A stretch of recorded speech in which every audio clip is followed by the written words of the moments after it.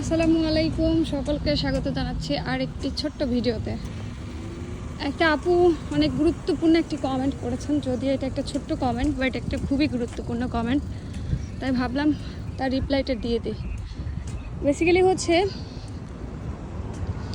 আপুটা জানতে চেয়েছিলেন যে দুবাইতে ওনার হচ্ছে সার্টিফিকেট লেমিনেটিং করা আছে। এখন লেমিনেটিং করানোর সার্টিফিকেট কি উনি মুফা বা সত্যায়িত করাতে পারবেন? এটার অ্যান্সার হচ্ছে দুইটা, পারবেন আবার পারবেন না। বেসিক্যালি হচ্ছে আপনার আপু বা সবার উদ্দেশ্যে বলছি, আপনার যেহেতু লেমিনেটিং করানো আছে সার্টিফিকেটগুলো, আপনাকে লেমিনেটিংটা হচ্ছে কি রিমুভ করতে হবে। আর এটা কিভাবে রিমুভ করবেন সেটা বলে দিচ্ছি।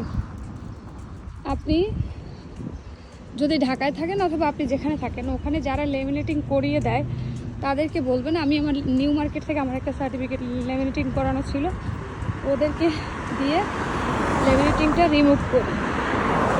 তো ওই যারা হচ্ছে লেমিনেটিং করে দেয় ওই দোকানে গেলে ওরাই আপনাকে আবার লেমিনেটিং রিমুভ করতে হেল্প করবে। তারপরে হচ্ছে আপনি রিমুভ করার সার্টিফিকেট দিয়ে অ্যাপ্লাই করতে পারবেন, আদার্সওয়াইজ পারবেন না, কারণ সার্টিফিকেটের পেছনে আপনাকে সিল দিয়ে একটা নাম্বারিং দিয়ে দেওয়া হয়। আর এটা আমার ক্ষেত্রে হ্যাসেল হয়েছিল, কারণ তখন আমি ভাবিনি যে বিদেশে আসবো বা পড়াশোনা করতে যাবো, সাডেনলি হয়ে গেল।